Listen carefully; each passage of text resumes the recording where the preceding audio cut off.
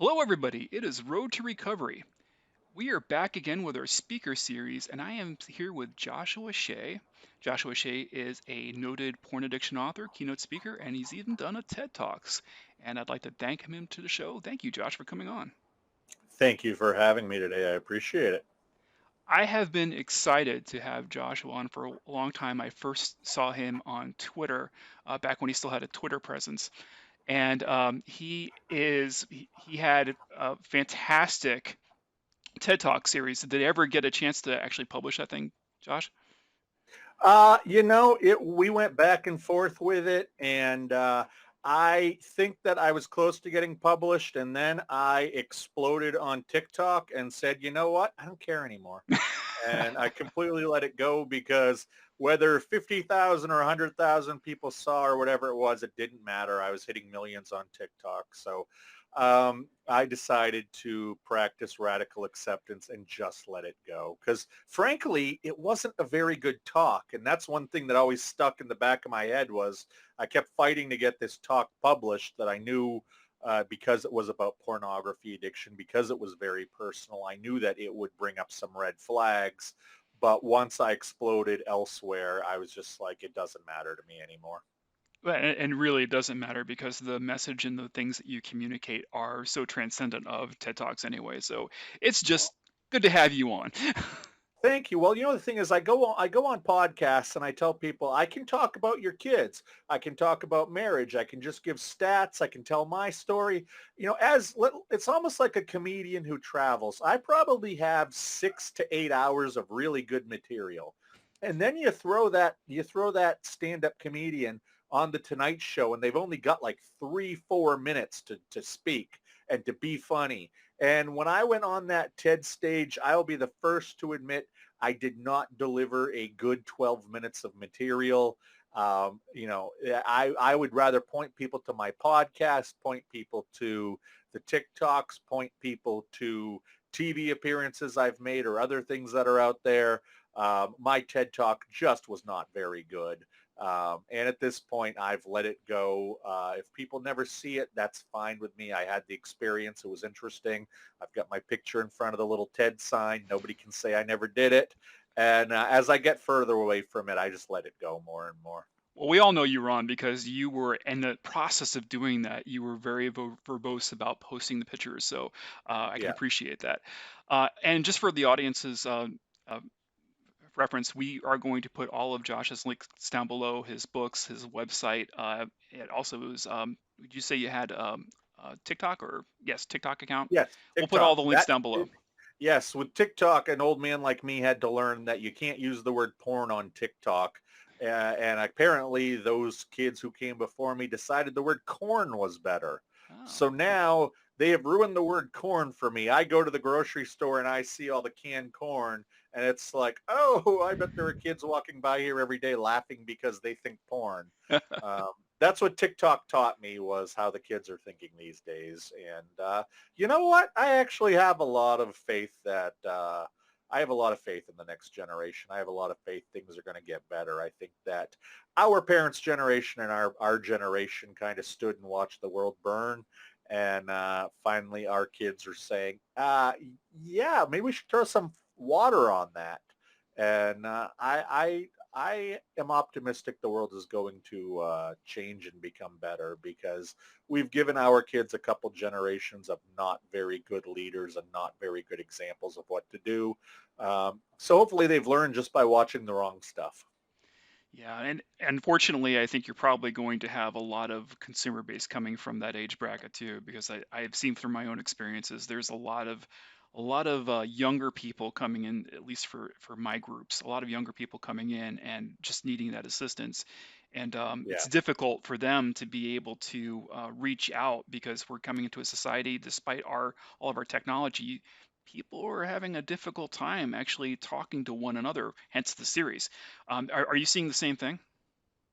Oh, absolutely. It's funny because when I was kind of pushed to get on TikTok back last December, so we're now going, 8, 9 months, and I didn't want to do it. I'd been fighting it for a long time. Youth culture has sort of passed me by. And I just accept it. I mean, hey, this last Saturday night, I went to an I Love the 90s concert with Vanilla Ice, and I thought it was the greatest thing on earth. That's how old school I am. But I got on there, and I tell you, it was scary because while I repeated statistics that I had read a million times, I never really put the people behind them. And the biggest problem is the 18 to 30-year-old male audience in the United States, at least. And the numbers are probably even lower than the statistics I'd seen. Within a month and a half, I'd had 75,000 people following me. And here I am now, like I said, I think 8, 9 months later, I'm up over 100,000 people following me on TikTok. It took me almost 2 years to get 2,200 people following me on Instagram. I never tried that hard with Twitter, and with LinkedIn, I think I got 3,000 people in a few years. So to get 100,000 people who, all a follower is saying, yes, I'll let your stuff show up on my feed. To even get 100,000 people who are willing to say yes to that is pretty amazing. And then you look at some of those videos I've done that 8, 9 million people have seen them. They're not even following me. They've just seen these videos. They were interested enough to watch them. That shows where the problem is. And so, I thank the guy who really pushed me very hard to get on TikTok. I didn't want to, but ever since I did that, that was life changing for me professionally. And uh, ever since then, I have been going nonstop with coaching. One of the things that you and I have in common is that we both had an alcohol problem and we had a porn addiction problem. For me, it was a prime comorbidity, if I can just say that word right. And when I hit the wall, I had to stop both simultaneously. Could you tell us a little bit about your experience and maybe even some background leading up to that? Yeah, I mean, I was one of these people who overachieved to hide all my issues. I was a very secret porn addict. I was a very public alcoholic, but I was also a very public person. I was the editor and publisher of the largest magazine. I live in Maine. I was the editor and publisher of the largest magazine in our area of Maine. I also ran a company that created a couple other smaller magazines. I was a city councilor. I helped create one of the largest film festivals in northern New England. People knew who I was, so they knew I was a drunk, but I did a very good job hiding the porn addiction. As you know, it's much harder to hide your slurring words and smelling like alcohol and all of that stuff than it is hiding. In fact, you look at pictures or videos that other people wouldn't think you look at. You watch them in privacy. You can hide that. It's easy to hide that. It's not easy to hide the porn addiction. I'm sorry, it's not easy to hide the alcoholism. And I think in some ways that worked against me. But when everything finally came down that I had to get myself straight, I first went and did the alcohol inpatient rehab and started to learn about the porn. When I got home from that in Southern California, I ended up seeing a therapist here. And then after about 6, 7 months, we decided that it was probably a good idea if I went to an inpatient place for the porn, even though I hadn't looked at it in 7, 8 months. It was good for me to go there because I could work on the trauma side of things, and I could do it with a clear head. I didn't have any detox. I didn't have anything I needed to, this wasn't my first trip to rehab. I knew what to expect. And since I knew what I was getting myself into, it was a much better experience. And I absolutely credit my two inpatient rehab experiences to being the thing that I needed at that time to transform my life and get me on this new path, which has become pornography addiction education, pornography addiction speaking, and the coaching. And those three things pretty much keep me busy. No, fantastic. And there's a lot when we say to hitting a wall, right? I think for a lot of a lot of people who come Yeah. onto my channel to do conversations, a lot of them are dealing with things like either erectile dysfunction, or they got a wife who's annoyed because she's discovered it's, I'm not saying those things are minor, because everybody has their own bits of shame and remorse that they have to deal with, but there's different degrees of things that we all hit. You probably hit the wall in one of the hardest ways possible. Can you share a little bit about that? Yeah, absolutely. I mean, I'll put people there. I was probably circling the drain with my health. Um, one, and this is here's your foreshadowing of something's about to happen. Uh, there was one night, it was March 19th, 2014, when I picked up my son, who I believe was 8 years old at the time. I picked him up at my parents' house after I was done work. I went in and my mom looked at me and said, "You legitimately look like you're about to die." And I was just saying, no, I'm very busy. I've got the film festivals coming up. The next magazine's coming out soon. I'm fine. I'll be able to take a rest in a week or two. It's all good. Don't worry about me, blah, blah, blah. Uh, but to be told that you look like you're going to die, that still is in my head, because the next day, there I was sitting at my kitchen table, probably around 9:30 in the morning, doing some work before I went into the office. And excuse me, probably just one of my dog's hairs. And I was looking outside, and three cars and a van pulled up. And you don't have to be a big fan of cop shows from the 80s to know what an unmarked car looks like. Hmm.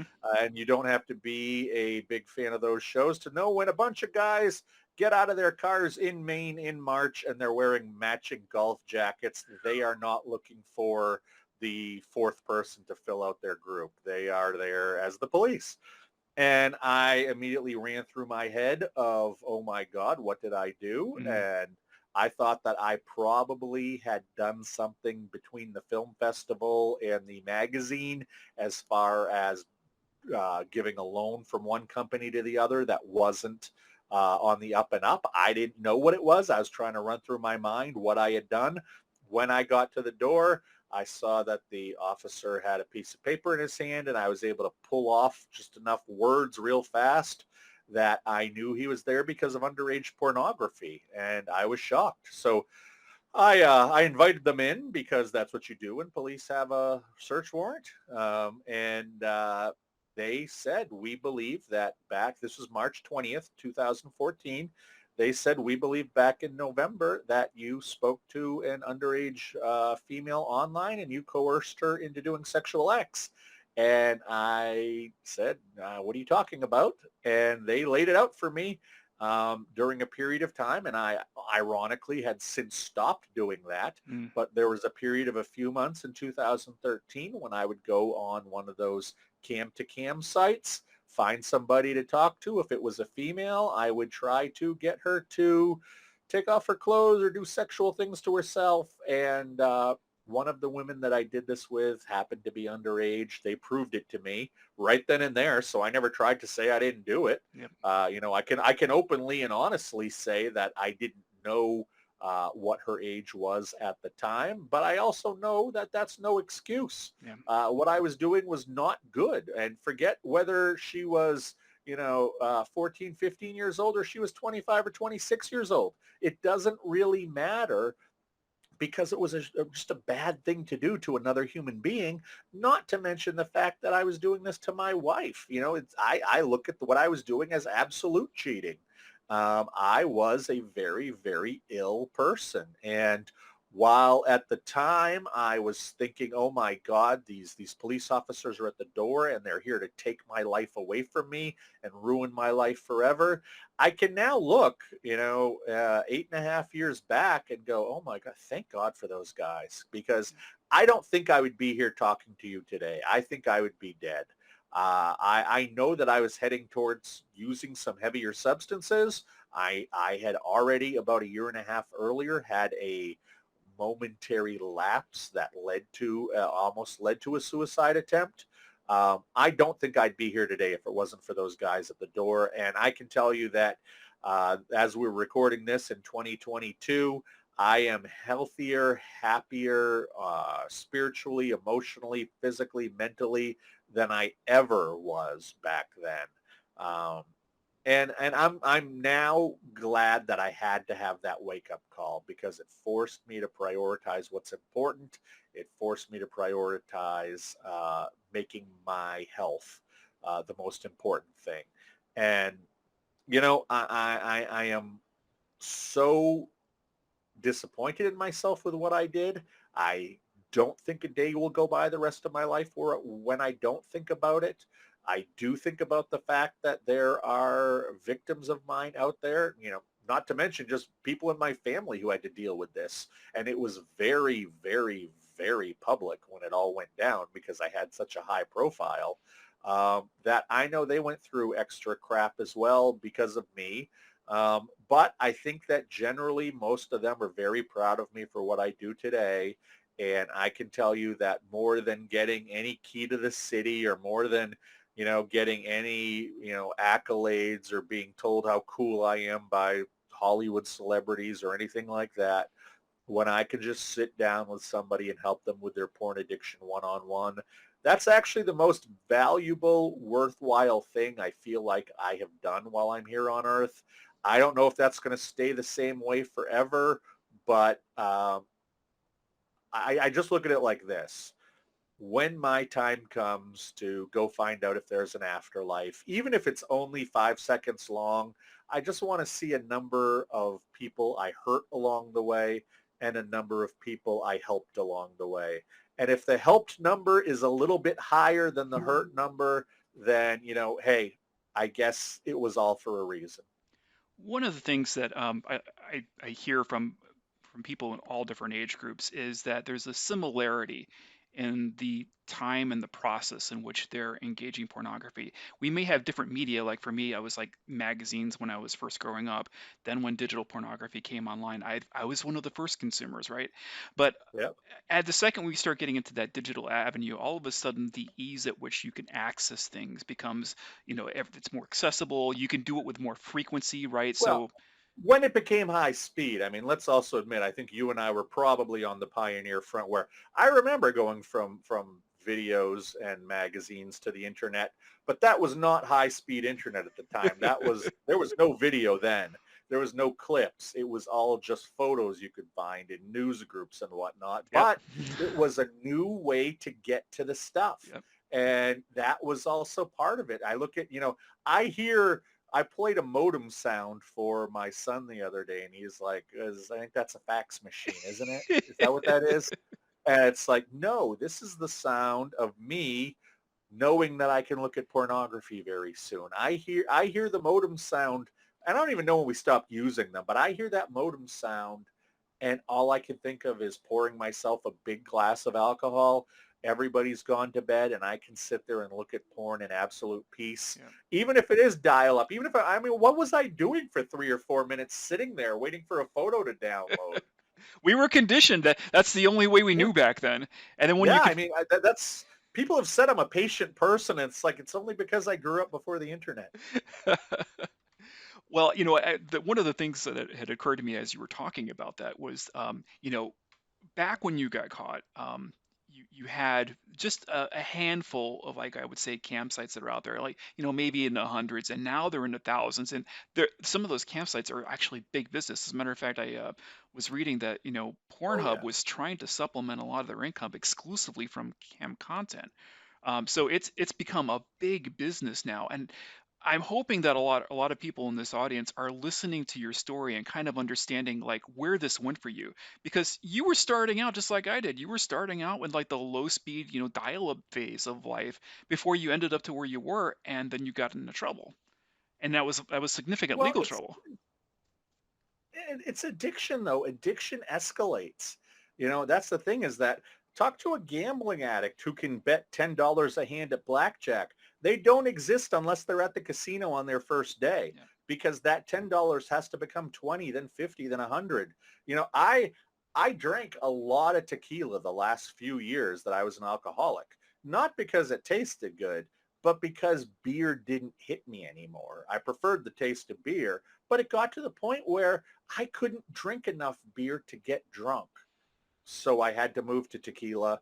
And it's the same with, with the pornography. What was just a naked woman and then became people having sex and then maybe became two on one. It escalates and it gets weirder and weirder. And I was for those few months there, I was in chat rooms with people because I couldn't find anything on a typical porn site that was interesting enough. I actually needed to interact with There somebody. you go. I needed that. I needed the interaction the way I'm talking to you here Yeah.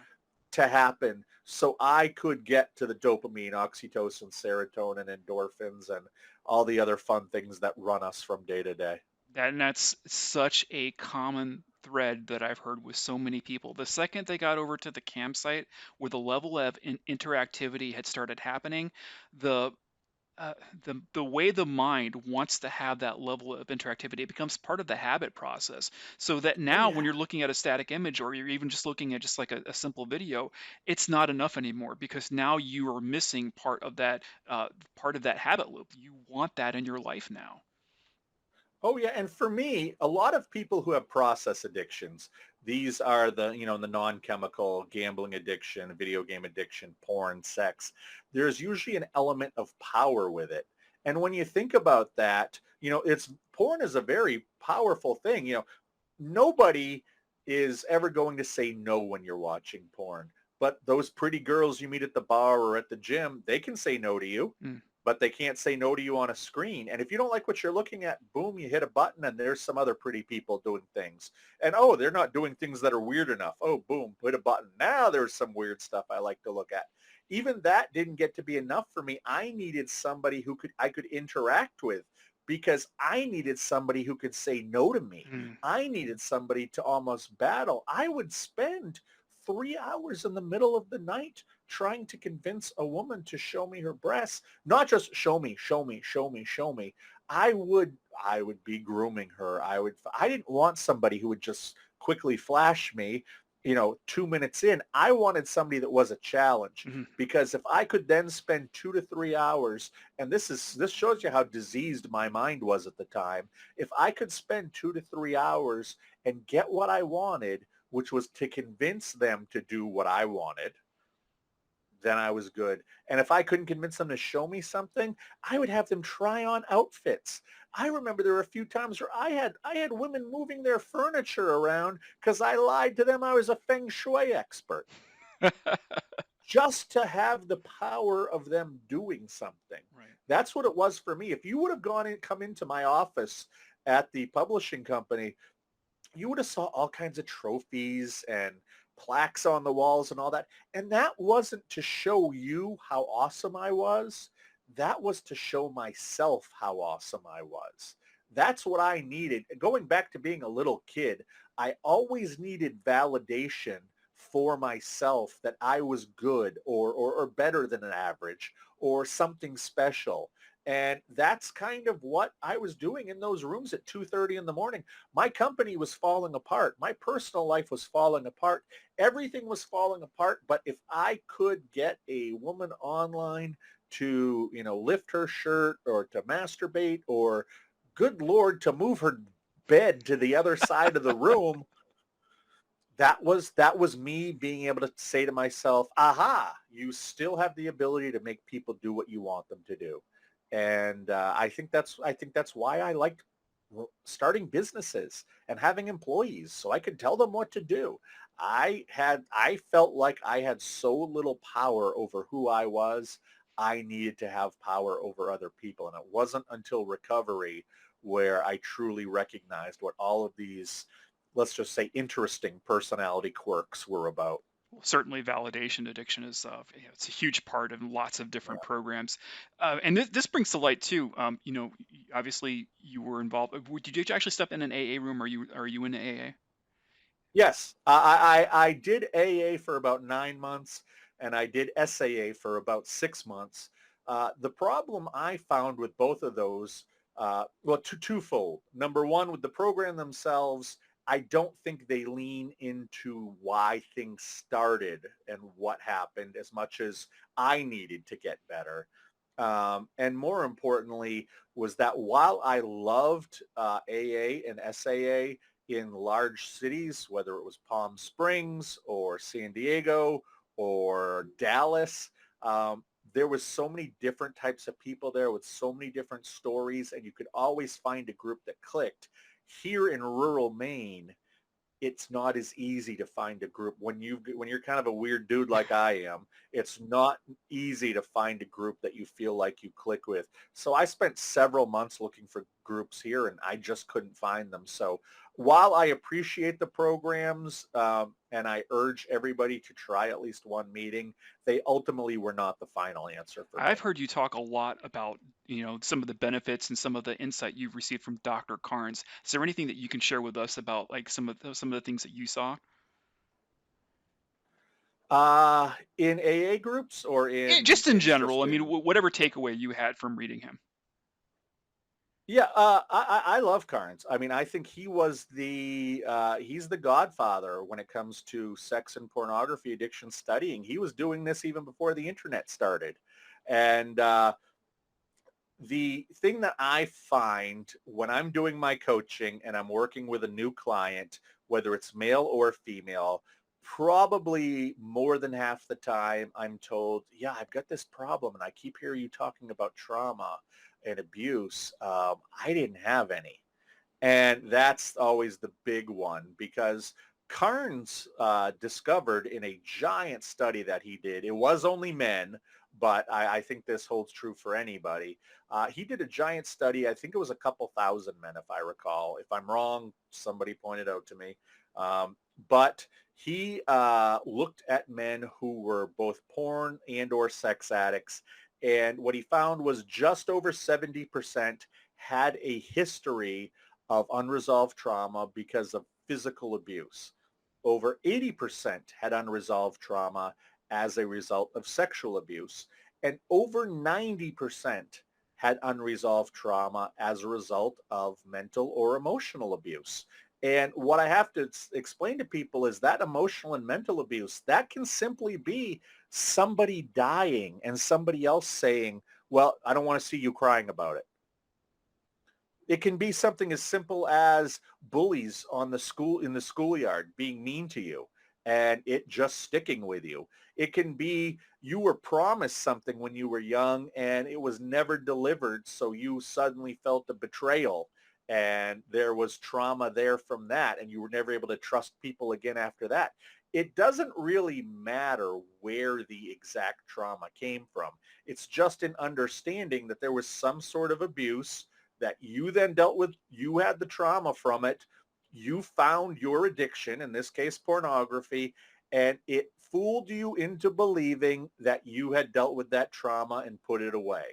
Unfortunately, what comes years later is you recognize you didn't put it away. You just vacuum sealed it. It's still there in the back of the freezer. And if you cut it on open, it can breathe. And oh my goodness, when you go look at it, there was already a big rip there anyway. And it's been seeping out forever and ever as it was.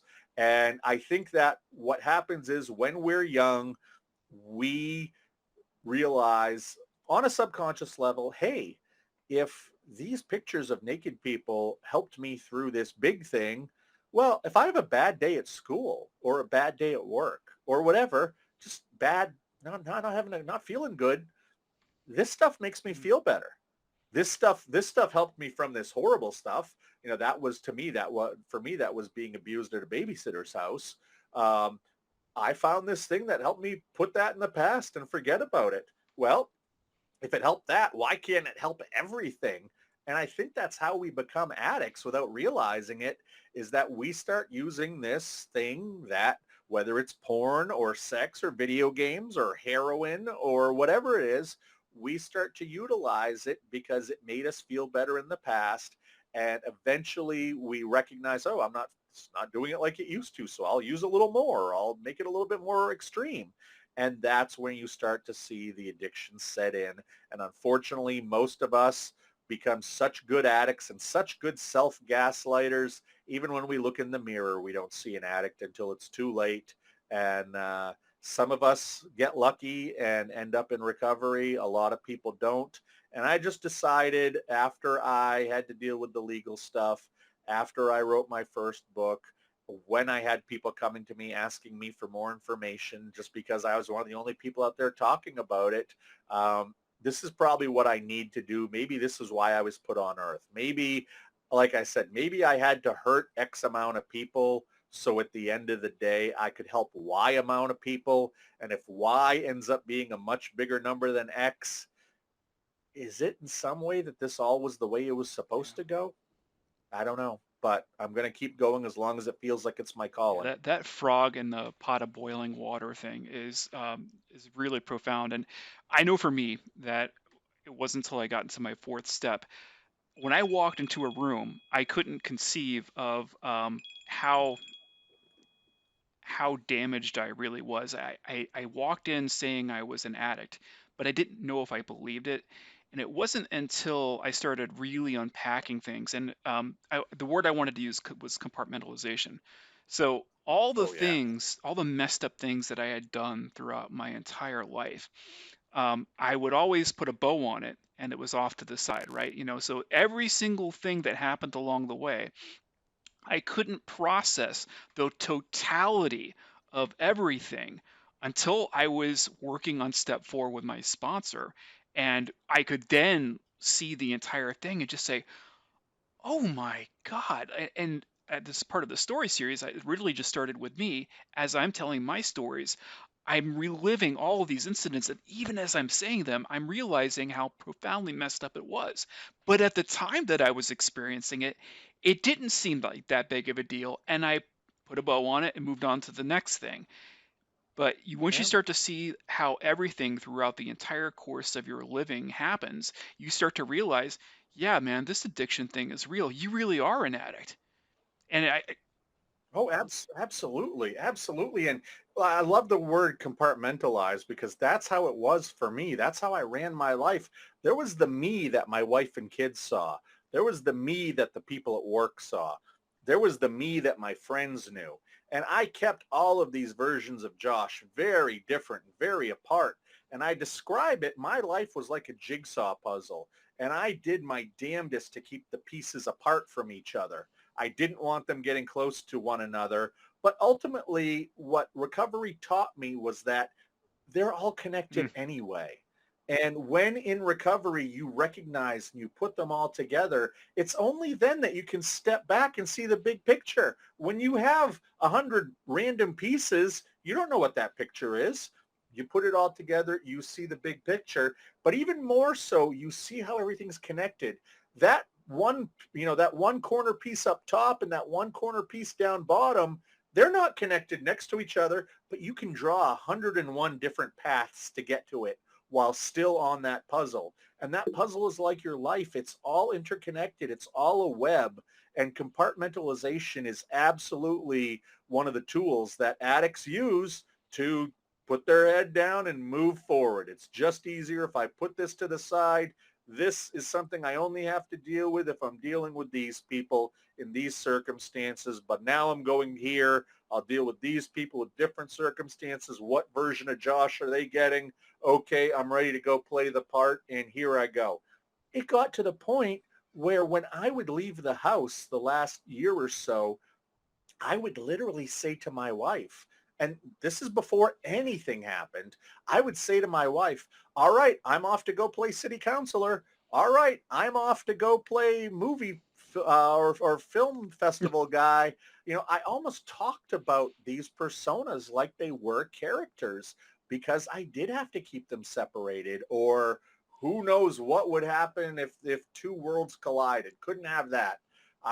The worst thing I could imagine back then would have been my wake, because everybody from these different parts of my life would have got together and been like, who the hell are you talking about? Who are you the talking about? multiverse of Josh Because collides. I worked so carefully to keep people in silos, to keep my life compartmentalized, that had my worlds collided, it would have been horrible. And in the end, I guess they did all collide because I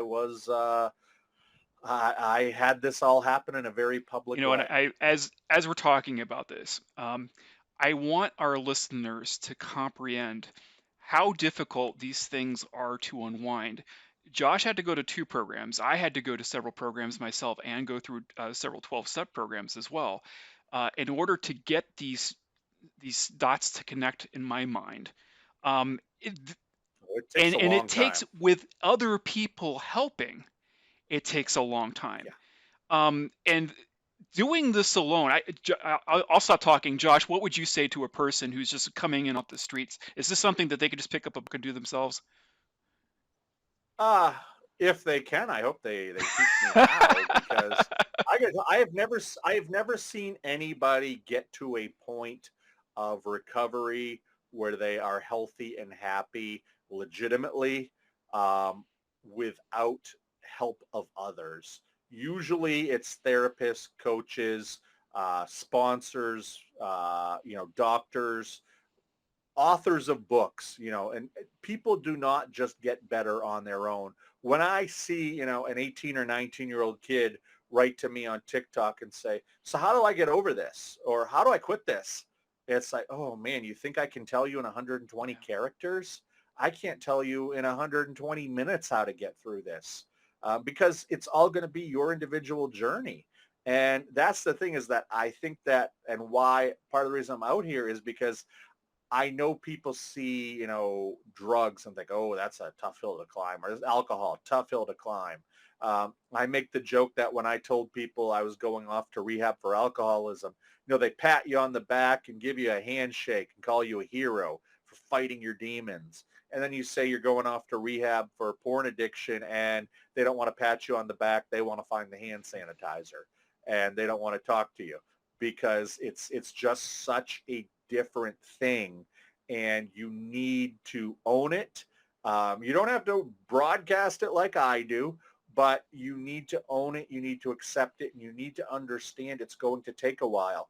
I have a client who I saw him 2 days ago, and he and I see each other about every 2 weeks now. And, I had to tell him, hey, dude, your porn use is 90% down from where it was a year ago when you first started talking to me. You only have the occasional relapse. We work on them relapse per relapse about what happened. And, you're doing so much. He's like, yeah, but I thought I could quit this and be done with it. And it's like, here he is a year later, while he is 90% better, he still hasn't found what I tell everybody is that ultimate need. There are people who, and I describe this in terms of cigarettes. There are everybody who smokes cigarettes. And then just below that, number-wise, is everybody who knows smoking is not good for them. I assume 99.9% of people who take up smoking now know it's not good for them. Let's say there's just that 0.1% that, has lived in a cave. Um, and then you've got a lot of people who then someday I'll quit. That's a big percentage. And then you've got people who are planning right around the corner to quit. That's a slightly smaller percentage. You've got people who have tried to quit one time but failed. Smaller percentage. People have tried to quit multiple times but failed. Smaller percentage. And then at the very bottom, you've got those people who Yeah. succeeded. They quit smoking or anything. What is it that you've got these 6, 7 layers of the quitting process? What is it that made those people successful? And ultimately, I've reached the conclusion they just found the need. That's all it was. They found them. They know they should quit. They understand the health issues. They would like to quit, blah, blah, blah, but they didn't find the need. What can I put next to your addiction that 100% of the time you're going to pick that other thing? That's what we have to find.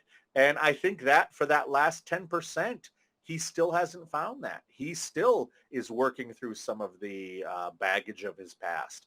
And, I love the guy to death, and I hope he finds it. And, honestly, it frustrates me a little bit that he's still Yeah. having trouble, but he's so much better than he was. He's moving along, but he still himself says things like, well, why can't I just drop this? It's like, it's not that easy. Addiction takes a long time to get over. I have been 8 years now. I've been over 3,000 days on both porn and 3,000 plus days with alcohol. And I still would not use the term recovered. I still say recovering, in recovery. Maybe someday I'll feel strong enough, but I'm still not there, and it's been over 8 Yeah, years. I myself have, it was weird for me. After my legal incident, alcohol, whew, I occasionally once in a while I'll have like, man, it'd be nice to have a glass of wine right now. But realistically, it was the easiest thing to give up. Porn, on Yeah. the other hand, wow. And you know, I'll speak on behalf of many of my audience members that I've spoken to, that there's a commonality here. um, you could put yourself in an environment where you would never say touch alcohol, or if it was smoking, you can put yourself in environments where you're not going to have the accessibility to like the nicotine or whatever, and then just by sheerly by keeping yourself away from those environmental triggers, things are easier. I'm not going to say that they're perfect, but they're easier to kind of get the resistance because the trigger's not throwing itself in your face. But in this media world that we live in, when it comes to pornography, you could do something as simple as watching a TV show, right? Something that's for all audiences. And there might be something triggering, whether it's the use of words or whether it's like showing a thigh or some girl wearing a skirt or whatever. Something as simple as that will hit that trigger, the craving kicks in, and then all of a sudden you're in the loop. And it's the thing you do next, right? Is you have to start using your fortitude of, okay, I've got to do this X, Y, and Z, or else I'm going to be putting myself in trouble. And people don't know how to resist that. They just want to keep on going down that slide because it's the only thing they know how to do. And then where do they end up? They end up back into the addictive cycle again. Well, and you Yeah. talk about, social media. How many of probably 80% of my clients now found me through TikTok. So that means they are using TikTok and it's giving them something positive, but they're like, oh, I just watch TikTok and I see these girls and I see these guys, little bikinis, good abs, whatever it is. And all of a sudden, I just start using, and then I'm looking to see if they have OnlyFans. I'm looking to see what else I can find out there. And that's how I begin. It's like, well, then I Yes. guess you should stop Listen to using this man. TikTok. I can't do that. I can't do that. You can't? No, no. Okay, well then why don't we curate our feed to get those Yeah. things out? Well, that sounds like some work. Well, yes, it is. And the funny thing is, I was in therapy. I've been in therapy since I was in my early 20s. And I probably wasted my first 10 years in therapy because I kept waiting for my therapist, whoever it might have been at the time, to give me that magic bullet statement that cured everything. And I told myself it was just a matter of go every week, tell as much as you're willing to tell, because I never talked Mm, to my therapist about my drinking or my porn for years. And it was just wait for the magic bullet that's going to make you one of the normal people. yeah. They're going to say something that's going to work. Just chill out and wait. Or they will prescribe you some med that turns you into one of the normal people. You know, I need to be half asleep and suddenly start to care about a whole lot of things I don't care about now, like lawn care. Okay, that's fine. Just put me to sleep. Do that. And it took me a long time, and it really wasn't until I got into a situation of inpatient treatment where I was getting treatment 24/7. That's like, oh, I think this is all going to be a lot of hard work. This is not going to be fun. Mm, This is going to be aggravating, frustrating. It's going to make me sad. It's going to make me mad. I'm going to feel like a failure. I'm going to be ashamed. I'm going to be embarrassed. And I have to try to get through all of this while not using this stuff that I mm-hmm. escaped all of these bad feelings for. You know, in my impatient days, and I know you see this in the 12-step rooms, the people have their court cards that need to be signed by the, leader of that AA group. You go into rehab and couldn't count the amount of kids, 20, 22 years old, who were there either because a judge told them they had to be there or because mommy and daddy were going to be cutting them off if they weren't there. And they had no interest in getting better whatsoever. They just wanted to serve their time and move on with their life. And that's the thing is that, they saw how much work it was and they said, no, I will sit this out until somebody signs my form so I can go back out and just do this because I am not ready to face what recovery means, because it is difficult. It is the closest thing I can describe it is as I remember when my wife and I first had kids, and you realize the world isn't made up of married people and not married people. The world is made up of people who have kids and who don't have kids. And for those people who don't have kids and don't know what I'm talking about, I'm thinking of a finger here, and it's going to be the one in the middle, because you have no idea what it means to have kids on so many different levels. And trust me, we're all jealous of you. We love our kids, but we're jealous of your spontaneity, your money, and your ability to, go out and have a good meal. But that's kind of the same thing as those who are in recovery and not. If you get it, if you embrace it, if you go for it, it is a completely different mindset. And I had to, much like I had to embrace the parental mindset when I first had kids, and that was challenging at times, I had to embrace the recovery mindset. And those people I know who have been the most successful are the ones who do. And that doesn't mean that you have to be that annoying rah-rah guy at the AA meeting, and everyone has one. But it just means that you have to understand that the person you were, the life you led, has to end. I can't go party every night because now I have kids. I have to keep them alive. Well, now I can't go party every night because I can't drink the alcohol because I don't know what it's going to cause me to do. I can't go and look at the porn because I don't know where that's going to send me down the road. It is a lifestyle that you have to commit to.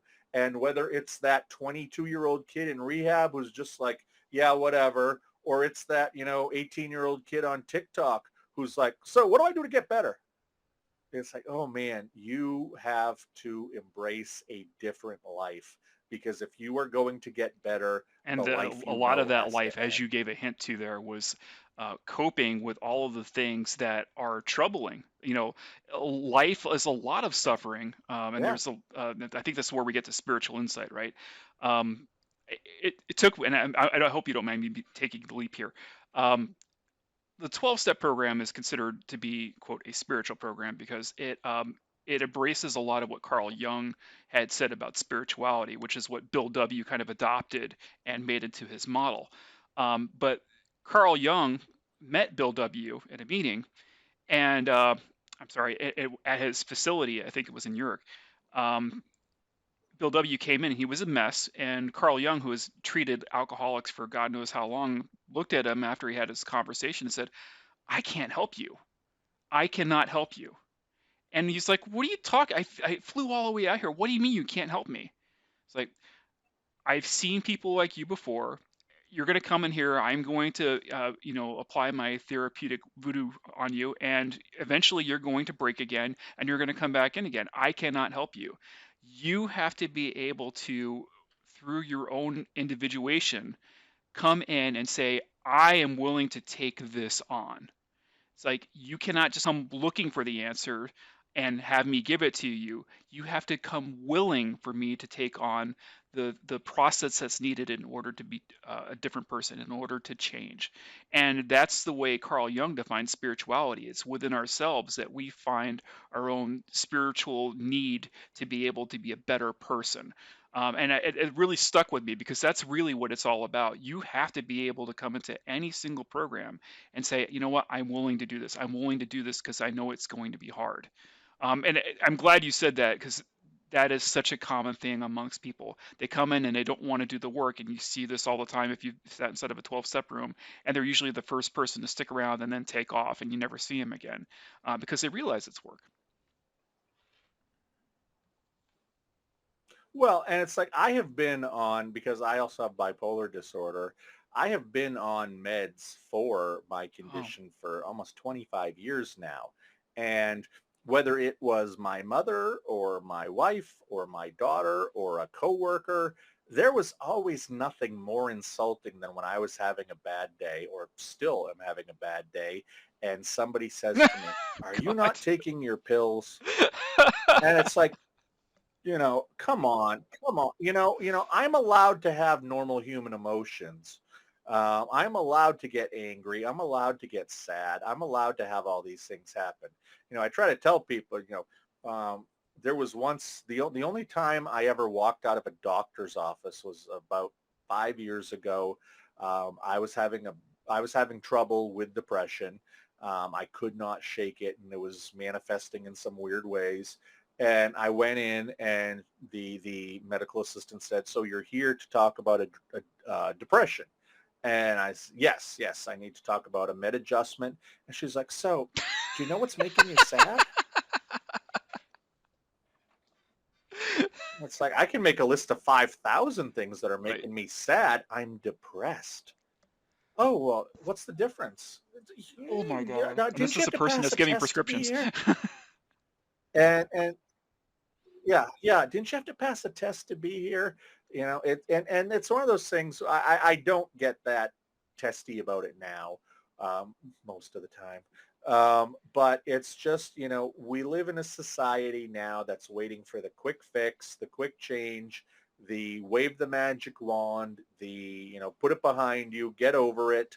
And that's not the case. I mean, like I told you, before we started, please don't ask me to, talk about, please don't tell us your story, because I got a hell of a story to tell. I can go on for an hour or two. We all have fascinating stories to tell as people, but how much of them are true? How much of them have stories behind them? How much of them really drive home to the point of who we are? And that's one of the things I do in my coaching, is I tell people, we are going to create your narrative. You're going to create your narrative. You are going to figure out how you became the person you became today. And honestly, it doesn't need to be 100% true. We don't need to go verify all the facts. We just need you to understand that the porn or the sex or the drinking or whatever it is has affected your choices all the way up. How you may not understand, again, with that puzzle piece, how the upper left and the lower right connect. You may not understand how you have a drinking problem and that informed why you have no friends from your college days, but I bet we can draw that line and get there pretty damn fast. And not having friends from your college days probably hurt you in the professional world. And now we can say you're just, you're now 50 years old in middle management when you should be an executive. Why? Because you didn't keep friends, you weren't able to maintain friendships, because you drank too much back in college when that is done. And that's how a lot of the coaching is done. We have to create the narrative. We have to boom, boom, boom, boom. Here's what happened. And here's how your bad DNA, how your bad decisions, and how just happenstance all came together and created this mess that you are now trying to unwind. And thank God you're trying to unwind it. But what we need to do before anything else is work on creating that narrative that we usually call it the aha moments. Let's string some aha moments together so you can figure out who you really are. Because if you look in the mirror in the morning when you get out of the shower and you see the biggest piece of crap who doesn't deserve happiness, doesn't deserve wealth, doesn't deserve anything, well, I don't know what you're seeing there, but you're not seeing yourself. And if you step out of the shower and suddenly you see the best looking person on earth, the smartest person on earth, the funniest person on earth, well, I got to tell you, I don't know what you're looking at in the mirror either, because that's not the person who's there. We need to learn to tell our own narratives. And that to me is the crux of getting better. That poor MA who I was like, what are you talking about? I need somebody else in here. And I won't, I was the a-hole at the end. But, uh, but ultimately, it's a matter of I had not worked into myself yet what the depression meant. I had not worked that into my story. And she was able to help me unintentionally. But that's to me what the biggest part of recovery is. It's taking what has happened and making sense of it and having a common narrative thread. Most of us, like you said, if you compartmentalize everything, you can't have a narrative thread. That's We've why you talked have a to bit bring about everything together. what addiction looks like and like how you've found yourself into into the recovery phase. Tell us about the Josh that is now recovered. What does that look like? And what can you say about aspects of your personality, whether due to decisions you're making or things that you're experiencing that were different from the way they were before? Well, and this is when I also tell people that recovery isn't just about your addictions. Your addictions are symptoms of a bigger problem. That bigger problem is almost always trauma. But to the people who were afraid to go into rehab, to the people who were afraid to go see a coach or a therapist or step into a 12-step room, I always tell them, you know what? You don't have to really worry, because if you like chocolate ice cream going into this, you're going to be Mhm. recovering and you're still going to like chocolate ice cream. You're not that radically going, you're not going to become a Stepford wife going into recovery. It doesn't work like that. I mean, I think some people almost need to do that. And you see the people who cling on to different modalities, so they become super religious, or they become super 12 steps, or they become, they become you know, a therapist with every set of letters after their name, because that's how they're staying sober. Whatever it is that you have to do, but you're still who you are. I mean, the reality is, I was kind of an asshole before I got into recovery. I had a giant ego. I ran a giant piece of the media in town. I was on the city council. I made one of, I helped create budgets for different groups. When a policeman pulls you over, knows you're drunk, but also knows you're the one who controls his budget for the year, it's amazing how many will let you go. It's amazing how many will be like, who know where you live and are like, okay, well, you're safe. I'll just follow you home. Okay, cool. Thank you. It's amazing, a guy who creates a film festival that gets, actors and musicians, people like Patrick Dempsey coming in and attending your event, Mm. how big your ego becomes. And then all of a sudden, and one of my big wake up calls was at that first rehab, where I said to a guy who was there, I said, yeah, and then I ran, and then my last big thing as a drunk was running a failed magazine. He said, hey, that's the first time you've ever said the magazine failed. And I said, well, it did. I got fired, and then my co-owners decided to shut it down. And I said, yeah, but you were a failure. You recognize that. Wow. And I was like, yeah, I guess so. He's like, because Wow. you never talk like you're one. You talk like Uh-huh. you're still running the thing, like it's a big deal. You throw these, names out there. You throw this, how special you are, and how you throw this out there, and I think you're not. And that was such a wake up call of, oh my goodness, this is why I had all these trophies in my office. This is why I like everybody to know all the famous people I've met. This is why, I'm Chase, because I had a giant ego. Now, why did I have a giant ego? I think it had a lot to do when I was little, having to compete against people for attention in various situations I was in, and Mm. often finding that overachieving was the way. I used to have people tell me, you are a city councilor, you run one of the largest publishing companies around here, and you've created one of the largest festivals around here, in addition to being a father and a husband and running a house and all that. How do you find the time to basically these 4 or 5 full-time jobs, and I assume still sleeping on top of that? And I just tell them, it's what I do. That's how I went on with my life. I distracted myself by doing magnificent things. And if I could do magnificent things, it was like a magician. You won't notice that there is a broken little kid inside of me. And just because I stopped using alcohol, just because I stopped looking at pictures of naked people, that didn't fix the broken little kid in front of me. It helped create the conditions where I could start to fix that broken little kid inside of me. But it wasn't like, poof, you're there, you stopped using, yay. One of the things that on TikTok I see too much emphasis on is streaks. I've got a 12-day streak. I've got a 48-day streak. And Yeah, I I think do the too. 12-step groups I lean do into too. that a little too much. Like, congratulate, congratulations. Here's a friggin' piece of Yeah. plastic for not doing something bad for 2 years. Whatever. Um, and oh, I did something bad. Here, take it back. Um, the thing is that I see sobriety being day one. over and over and over and over. And like I said, I've got over 3,000 days sober on both porn and alcohol.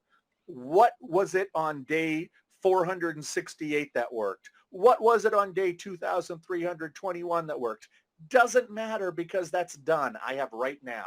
Will I make it to 4,000 days? I plan on it. I hope so. But you know what? I'm not going to be able to tell you until that 4,000th day because I have so many day ones in front of me. And that's the way that I have had to deal with it. And that's what I take what I've learned. I have taken my narrative and I recognize that as I'm doing these day ones, well, gee, that guy who was a real butthole to be around, I have to start working on compassion. I have to start working on empathy. I have to start working on not just listening to you so I can wait for my turn to talk because what I have to say is going to be far better than whatever's coming out of your mouth. I had to really look at myself as a person. And I know that I was not a high quality person because of my addictions, because of the way my addictions formed me, because of how I handled life. But I had to change all of that. I wish saying, hey, I put down the bottle, I put down the porn. I was a week later, man, I was on top of the world. I still work every day to not be an a-hole to the people around me. It's what comes naturally for me. And I work on empathy and I work on compassion and I work on, trying to give a crap about the underdog, um, which does not come naturally to me. And I don't know if it will ever come naturally to me. I hope it does. But we have to see, those kinds of traits that I should have learned as an 8-year-old or a 10-year-old or a 12-year-old. Well, I was so busy just trying to survive as a 6 or 7-year-old in the situation I was in. I never had time to pick up these coping techniques along the way. I found my coping techniques that saved my butt when I was 6, 7 years old. And those were the ones that I used for the next 30 years until I got into rehab 8 years ago when I was 37 and realized, oh my, the coping tools of a 7-year-old boy and the survival skills of a 7-year-old boy are not the survival skills and coping techniques that a 36-year-old man needs to get through life. And as I was sitting there in rehab thinking, oh my God, 2 weeks ago, I was sitting in my office in Maine in early March, cold weather, business not going well. I was probably buzzed or drinking or hungover, waiting to use porn later that day. And here I am in California 2 weeks later. What in the F just happened to me? And I figured it out and I'm still working on it to this day. That's why I don't say I'm recovered because, I still have my days of being a narcissist. I still have my days of being an egotist. I still have my days of not being compassionate enough. I'm better that way, but just because you quit your addiction, that doesn't mean you're recovered. You've got a lot of other work to do in a lot of other areas that the alcohol, the porn, the drugs, the gambling, the food, whatever it is, they informed some of your other decisions. They informed some of your other quirks and your Yeah, traits. You got absolutely. to go work And on it's that a stuff it's a too. it's a slippery slope to say that you've graduated, right? You can never in any sort of recovery or addiction process say that you've completely graduated. But what I like to tell people like that I'm speaking with is as I've worked the program through the identification process, you're identifying your ego traits, you're identifying all the personality traits that helped contribute to where you were inside of the addiction. Um, I found that the greatest amount of traction that I had that I could observe myself was that I was catching those traits sometimes late, but I would still catch them. For example, for me, anger was a huge problem in my entire life. And just about 6 months ago, a guy cuts me off. My daughter's in the back seat. She's eating ice cream. I just pulled out of a McDonald's. A guy cuts me off as I'm getting out of McDonald's. I swerve out of the way, and the ice cream lands on me. The ice cream lands at her. I get out, and I'm just screaming at this guy, and he's screaming back at me. And I get back into the car. I'm looking at my daughter. She's almost in tears, and I'm just like, I am so sorry, sweetie. So I drove as I'm driving home. I explained to her, Daddy's working on his anger problems now. As I say this, 2 weeks later, same McDonald's, Josh. I'm not joking around. Same McDonald's. I'm pulling out the exact same intersection. It happens yet again. Different guy, thank God. The guy cuts me off. He gives me the bird, and like that, right? Like that. I caught myself feeling that anger. I was like, I took a very loose grip on the steering wheel. I'm like, I'm going to let this go. And now you might be saying, what does that have to do with pornography addiction? It has everything to do with pornography addiction. That is the sort of process that got me conscious about how I was acting in every single day life and how I can make conscious behavioral changes. And when you start to analyze yourself and you start to understand that these are the primary or secondary motivators that can get you down the path of addiction, you understand that those are the things you have to cut off because they're the things that require mindfulness and present mindedness. And once I could do that, Ah, I went home that day and I felt so much better. My daughter was still in the car the second time around. She's at it. She said, that guy had it coming, but good job, Daddy. Yeah. Yeah. No, I have just had to, when it comes to people who drive crazy, I have just had to Mm, tell myself, right. I bet there's an emergency that I don't know about. And I let it go at that because we've all been behind the wheel a couple times when there's an emergency. Maybe we cut someone off. Maybe we ran a red light. Maybe, it was important. We had to drive probably less cautiously than we would have. And now when somebody does something stupid, I just try to tell myself, I bet that they are having a situation that's so much more important than mine at the moment. I'm just gonna let this one go for now. You're free, dude. Go right ahead. Because yeah, I was the guy who would start swearing and I'm gonna kill you and and you don't know who I am. I'm gonna call Right. my friends at the police station, the same ones who cuffed me months later. But I'm going to call my friends at the police station, and what am I really trying to achieve here? I'm trying to have control of a situation. And sometimes you just have to, I don't have control of this. I don't have the control of that guy. I don't have control of the gravity that made the ice cream fall all over me. All I And can you know do is what? accept what Once happened those other and fix it situations from and other here. people aren't living in your head anymore, and you can actually let those things go, there is so much power and peace of mind that happens from that. And it takes away all the motivations for like, the soothing behaviors we want to go through. And I found that to be the primary motivator when especially when I can talk about it afterwards. And I still, to this very day, I'll pick up the phone, and even if there was no danger whatsoever, and it was well behind me, I'm still calling my sponsor. And sometimes it's not even sponsors, it's just some people in network that I'll just call them up and say, hey, I want to talk about this thing that I just experienced. And it helps me Yep. relive it. It helps it like lock into my mind that, you know what? There was a benefit here. This entire thing that I went through, in addition to all that hard work I put in when I was in the recovery rooms, everything built up to the moment that I could finally take something like this and let it go. And that to me is progress.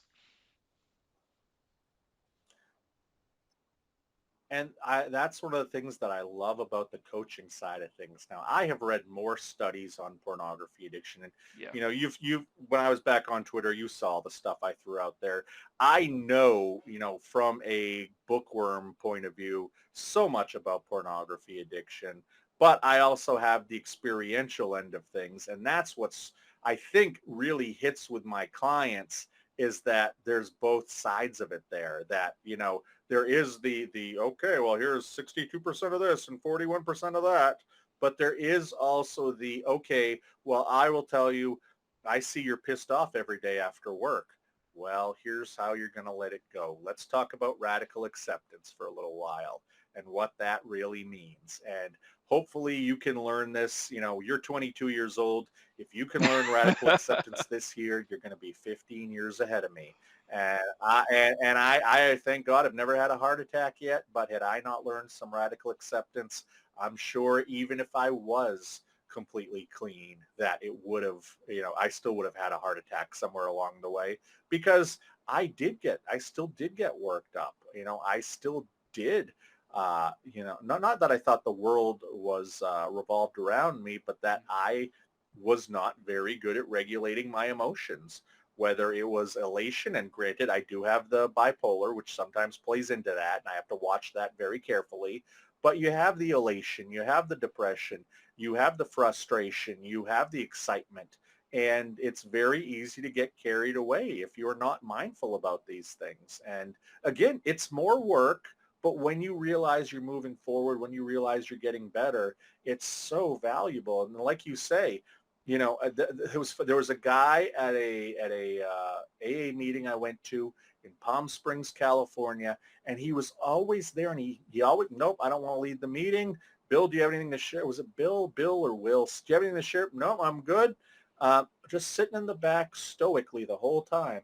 And one time I went and I sat next to him. I said, dude, I feel like you're the most put together person here.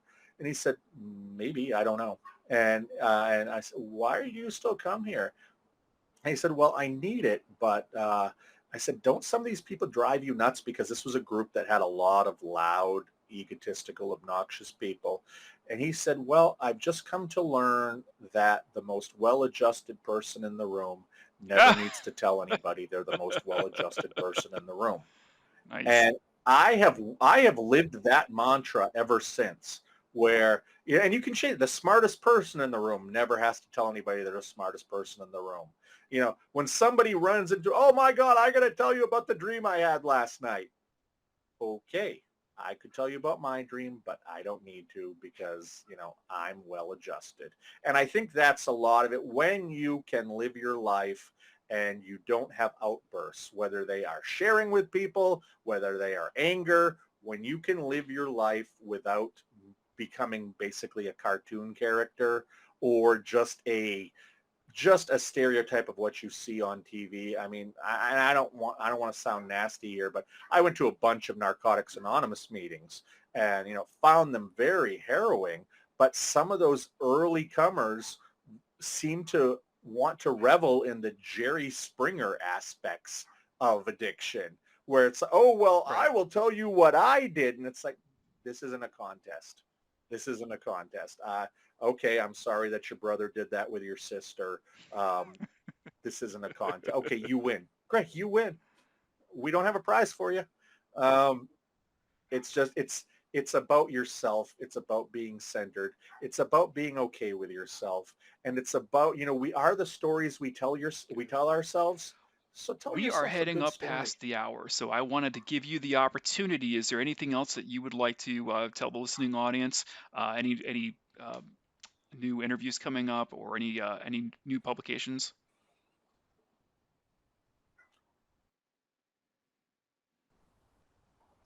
Yeah, well, I just did a spot on TV in Great Britain. Basically, I did their Fox News called GB News.